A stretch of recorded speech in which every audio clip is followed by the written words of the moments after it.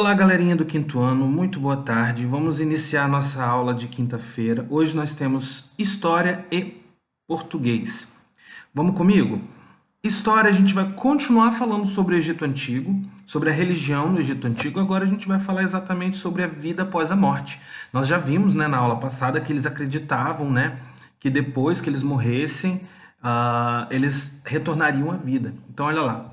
Os egípcios, conforme aprendemos na aula passada, acreditavam na continuidade da vida após a morte e, por isso, seu ritual funerário possuía grande importância. Então, a forma como era ali aquele ritual, né? Qual é o nosso ritual funerário? Não é fazermos o velório, o corpo ficar no caixão e depois fazermos o enterro? Então, aqui para os egípcios tinha era um pouco diferente, ó.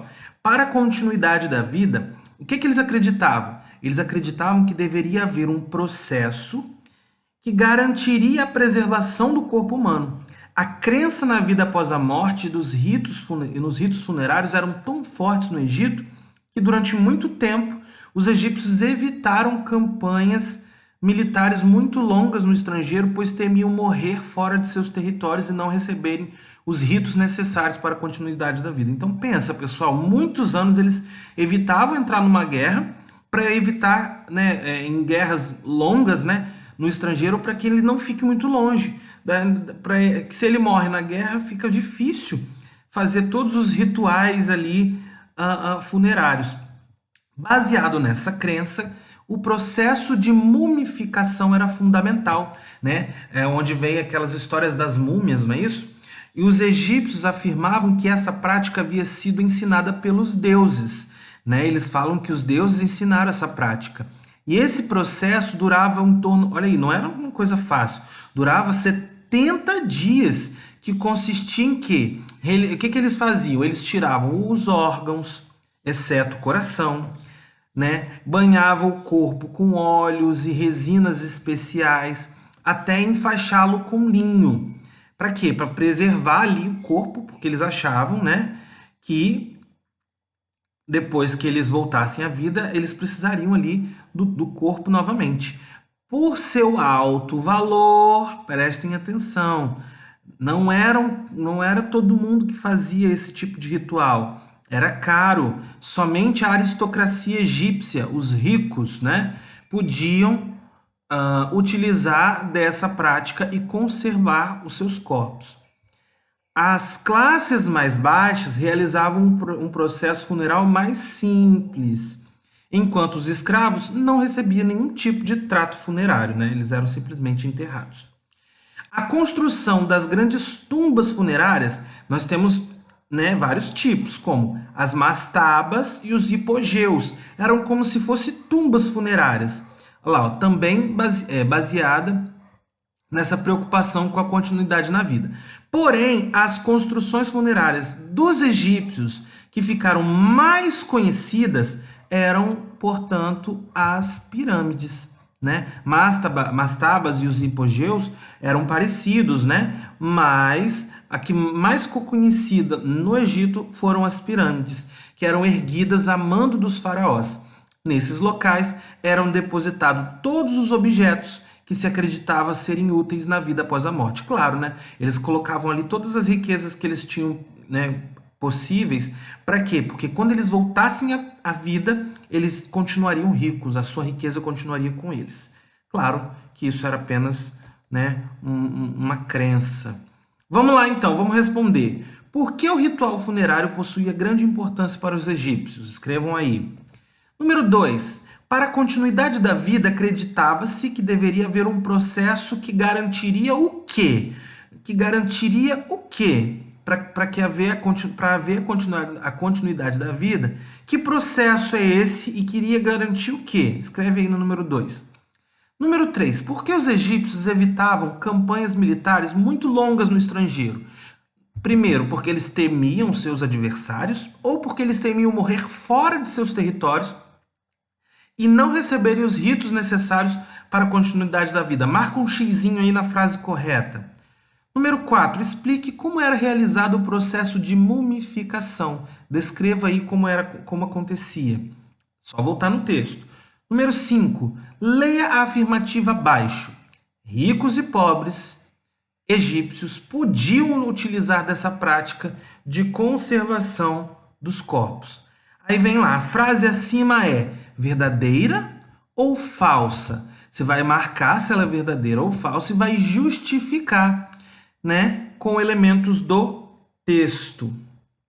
Ou seja, vai pegar uma parte do texto que vai concordar com a frase que você marcou, se ela é verdadeira ou se ela é falsa. Número 6. Como eram conhecidas as tumbas funerárias em que os mortos mumificados no Egito Antigo eram enterrados, entre aspas, mastabas, hipogeus ou pirâmides? Marca o xizinho na opção correta.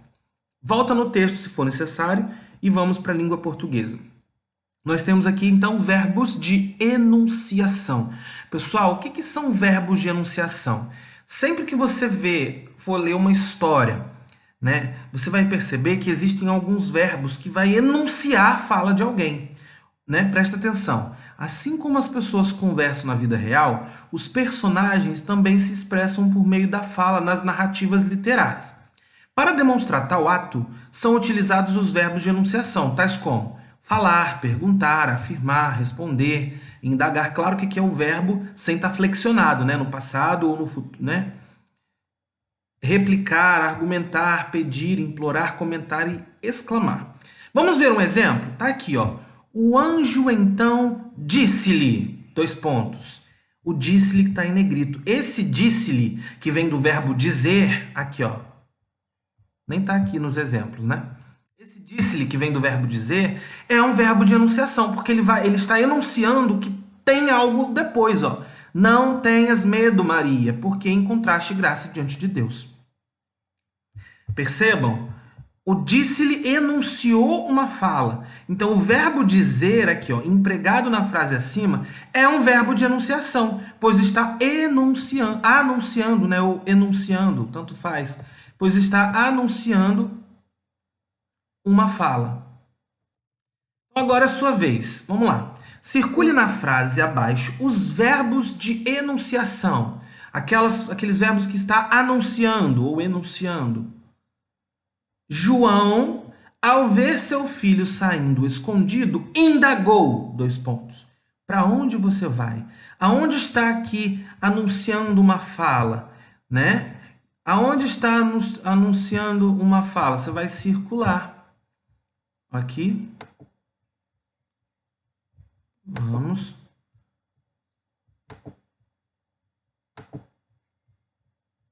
Ó, indagou.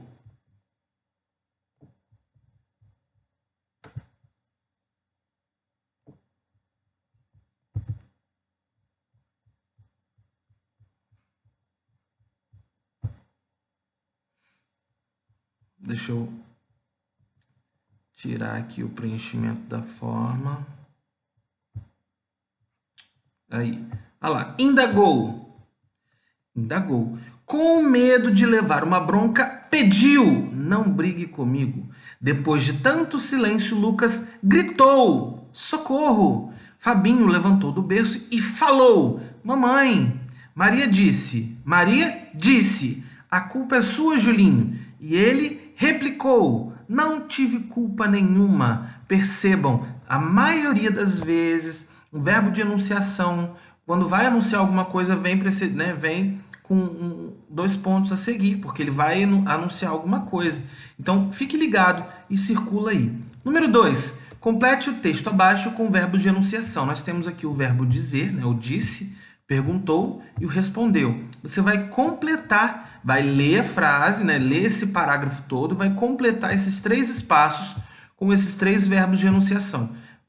Leia direitinho para você escrever o verbo correto.